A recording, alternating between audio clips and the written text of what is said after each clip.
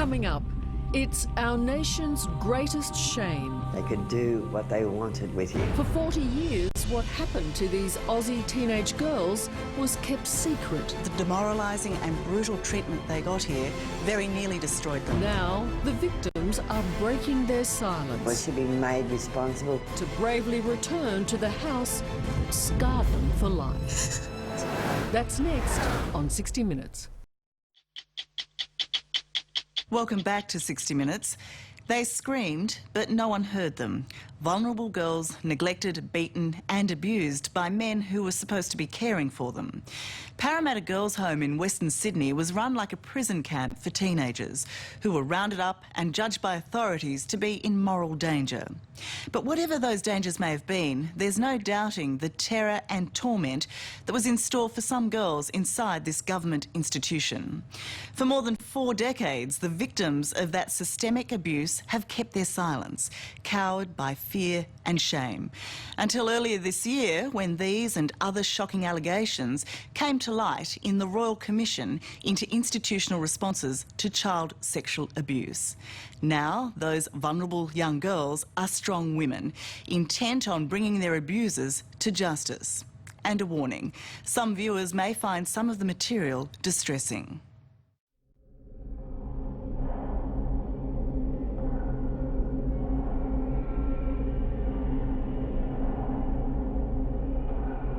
It stands empty and derelict now, but until the mid-70s, Parramatta Girls' Home was a dreaded institution for troubled teens, with a cruel reputation for trying to break their spirit.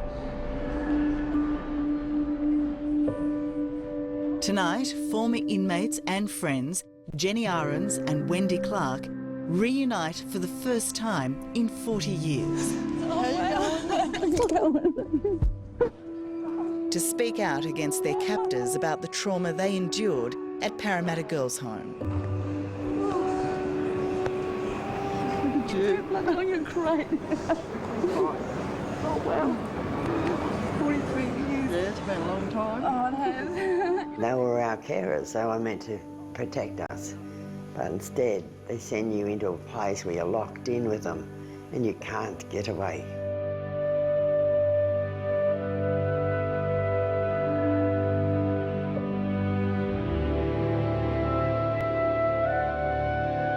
It's taken nearly a lifetime for Jenny, Wendy and another former inmate, Diane Chard, to find the courage to come back to the home here in Parramatta in Sydney's west.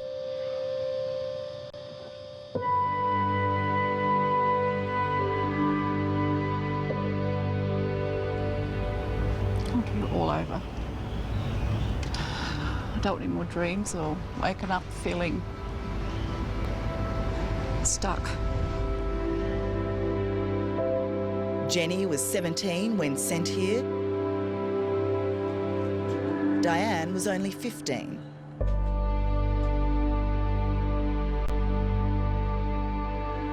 And Wendy was just 14 when she first walked through the gates.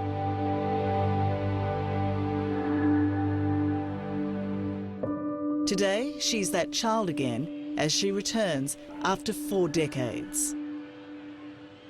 I just didn't want to go in that door. The place was a scary looking place. And what's it like for you now to walk through this door? I'm a bit shaky. Yeah. But, Brings it all back, does it? yep. I'm shaken now. They're all grandmothers now, but there's no forgetting what happened to them as teenagers in this brutal place.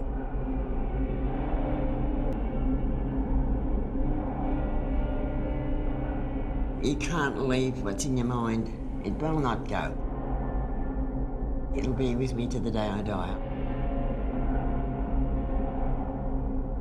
What happened to you in here, Jenny? It's where I got it the most here. Not fair. We didn't do anything wrong. Horrible place.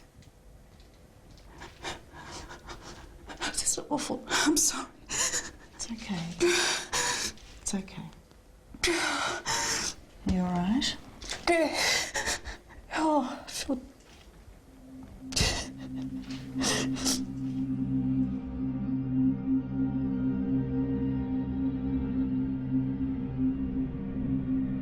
This may have been known as the Parramatta Girls' Home and then the Parramatta Training School for Girls, but it was never home, and the only lessons learnt here were how to survive the horrific violence and the unrelenting torment at the hands of some of those in charge.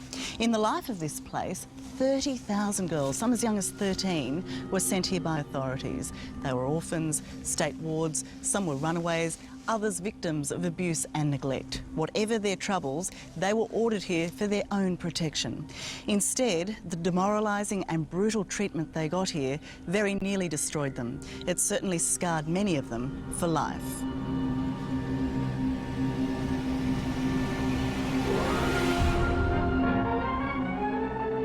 In the 1950s, Parramatta Girls' Home was sold as a warm and nurturing place, intent on giving girls who were deemed to be exposed to moral danger an education and teaching them self-respect and inner discipline. They sound and look happy. Valerie soon learns that it's not an unusual way of filling in idle moments. The truth was starkly and painfully different. He punched me in the eye. He was the head of the home. He ruled the roost. This is me as a 15-year-old to me. 16 strong women, all former inmates of Parramatta Girls' Home, all with confronting and emotional accounts, have braved the Royal Commission currently investigating child abuse. I thought I'm going to be safe in there, and to have someone like in his position to do that to you. And we've spoken to a further 20, at the time, vulnerable teenage girls. What they say of the brutality dished out over decades is confronting and overwhelming. They were all our carers. They had no right to raise a hand to us. They were supposed to be looking after us. The charges were exposed to moral danger. You're put there for your own good, to keep away from the danger. And they locked us in with the worst. They locked us in with them.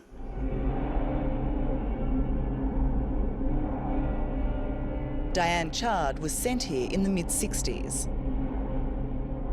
How powerless did you feel in this place, Diane? Very powerless. They took everything away from us. They made us use toilets without doors, showers. Diane was physically and sexually assaulted here by a number of men in charge, including this man, Noel Greenaway, now in his 70s and long since retired. Diane spoke out about this abuse at the Royal Commission. He would grab me by the pants, lift me up literally by my pants and my dress and push me, run me off the side of the covered way, and he would grope me when, you know, he'd grope me when he did that. He came in one day and he threw me over a bag of potatoes and he tried to pull my pants down. I fought him off. I said I would scream. He ejaculated over me. And then there was this man. You've done the research, haven't you?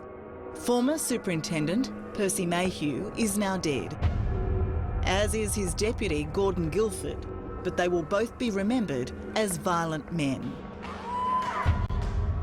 Guildford and Mayhew got me and threw me in the isolation cell, and they kicked the crap out of me. They booted me and punched my ears in. They bounced me off every wall, and they just kept laying the boot in.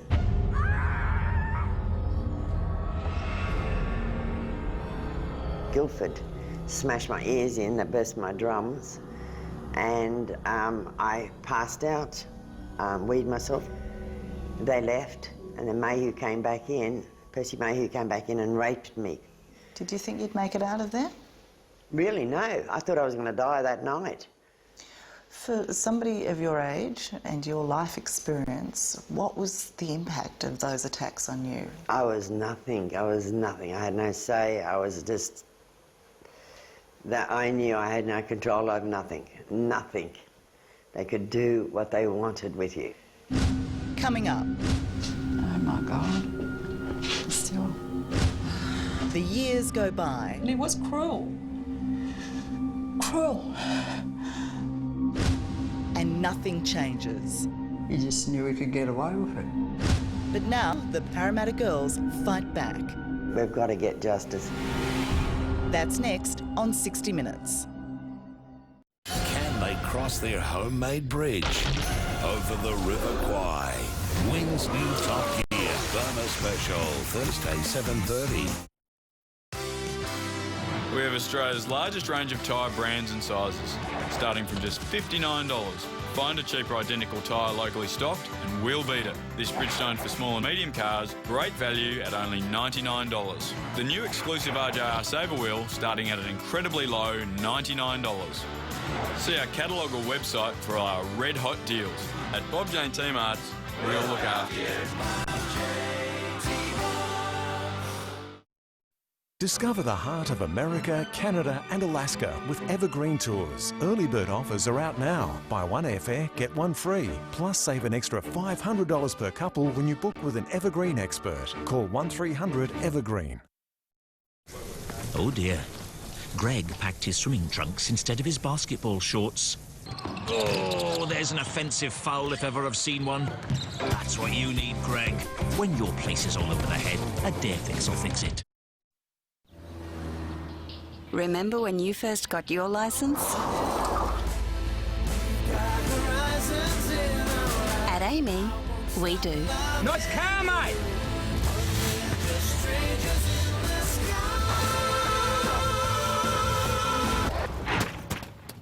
That's why we created our skilled drivers course for drivers under 25.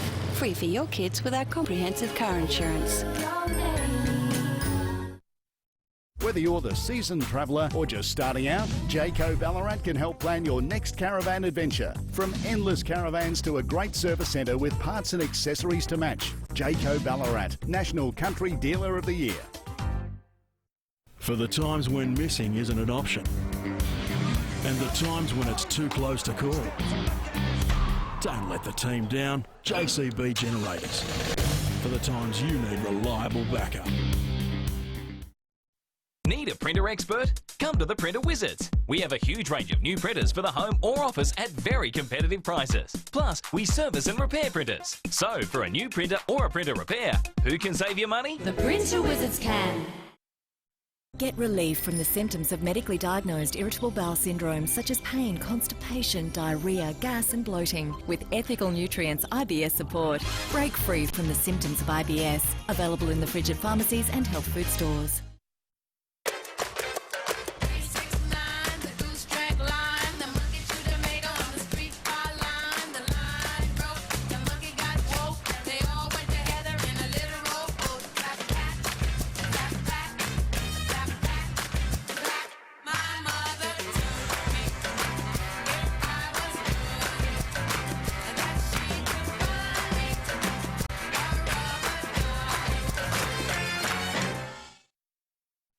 So what did you end up getting?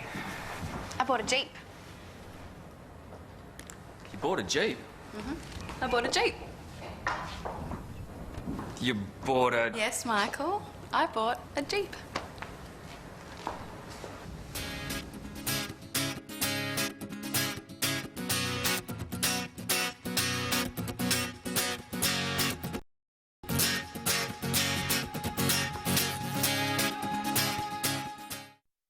What better way to start your day than with Carl, Lisa and the rest of the crew? Wake up with Today. Tomorrow, 5:30 on Win.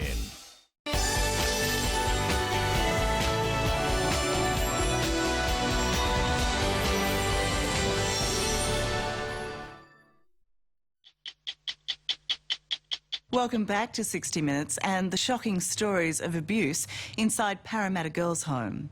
They were troubled teens who needed nurturing and guidance. Instead, as the Royal Commission has heard, some were raped and many were beaten by men ordered to protect them. For 40 years, they've lived with the scars while their abusers got away with it. But now these remarkable women are fighting back.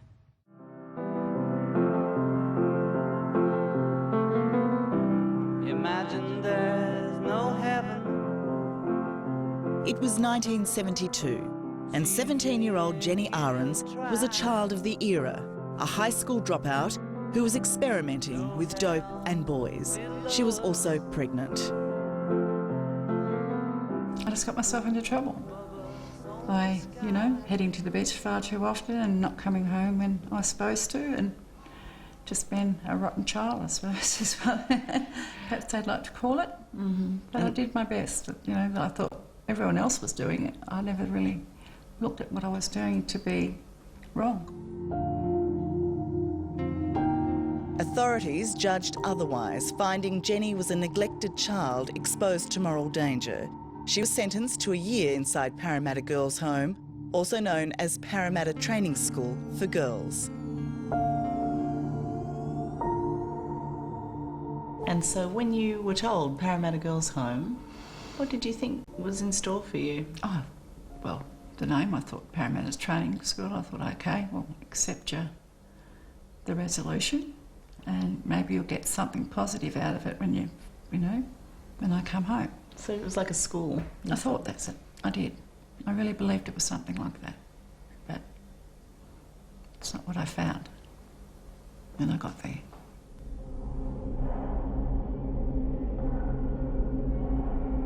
Very quickly, Jenny found herself underground. The ultimate punishment of Parramatta was to be sent to the dungeon.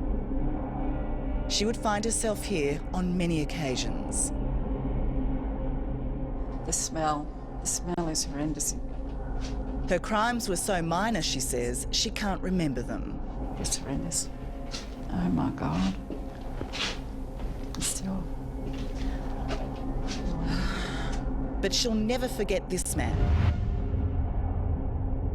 Frank Valentine, the then acting Deputy Superintendent of the home.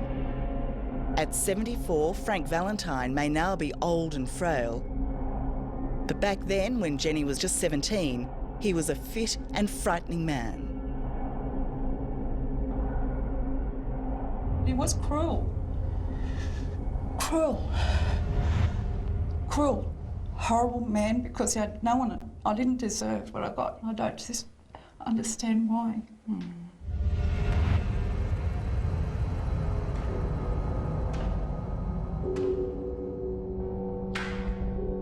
And we were only young girls, and he meant to hurt us.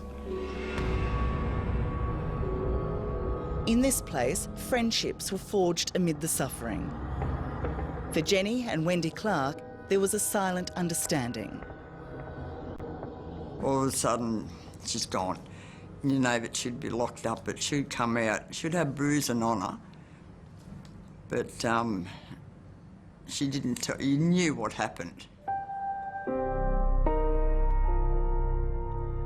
In 1971, the Children's Court sentenced 14-year-old Wendy to 12 months in Parramatta Girls' Home. Kept running away from home and didn't want to be there. And I was always picked up for uncontrollable, exposed to moral danger. And the welfare had had me locked away. It wasn't long before Wendy experienced terrible punishment.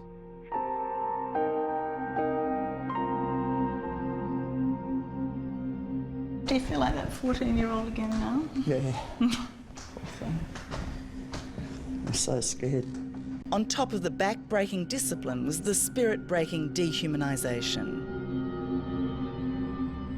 You weren't known as a name, you were always known as a number. What was your number? Number 3. So... What do you think of that number today? I don't like the number. I think it's an evil number.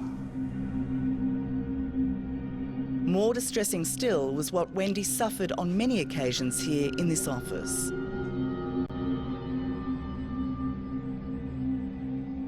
What's flooding through you as you come back here? Just the hurt, pain I was feeling. The physical pain? Physical pain, the emotional, not having my mum here. I had no one I could scream out to because there's no one there to help me. That must have been terrifying. Yeah, it was. Just like Jenny, Wendy was also at the mercy of Frank Valentine. You just knew he could get away with it. He had the power over us. Because where could we run? There's all walls around this place. I guess you've spent a lifetime trying to forget what happened to you. You can't forget it, ever. It's always on your mind. It wasn't right. We were only young girls.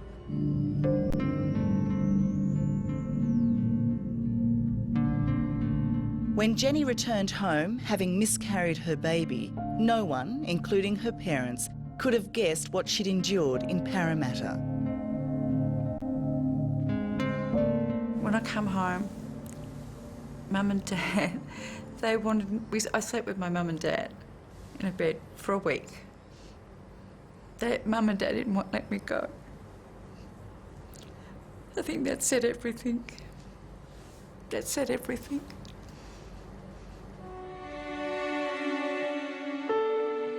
All these years later, it can still be a daily struggle to come to terms with her past. Now, instead of my glass being half empty or half gone, I'm feeling it's more half full. But the Royal Commission's investigation of the horrors at Parramatta has given Jenny a newfound freedom. For me, it's a conclusion of a chapter. Close the book and open up a whole new one for me. That is what the Royal Commission's about, and it never happens again. Ever.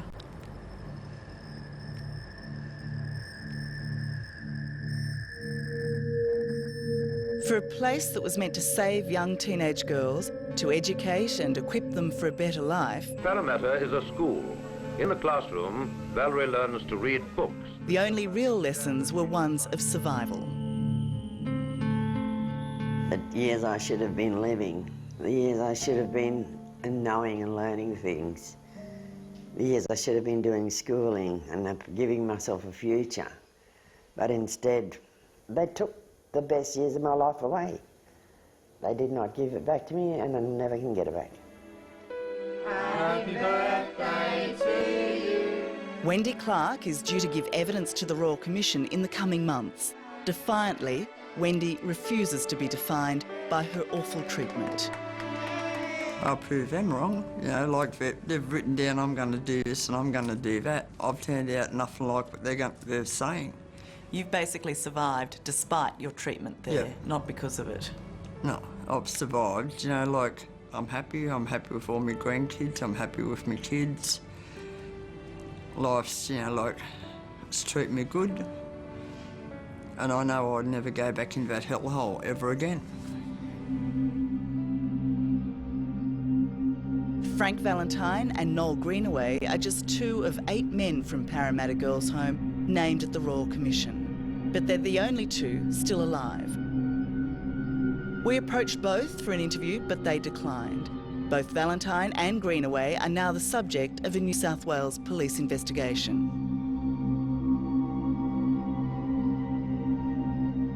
For Diane and the other women, broken by their time at the girls' home, it's clear these men must answer for what happened there. They should go to jail. They should be made responsible for the damage that they've done. They've got to face the damage that was done so we can move on a little bit. We've got to get justice.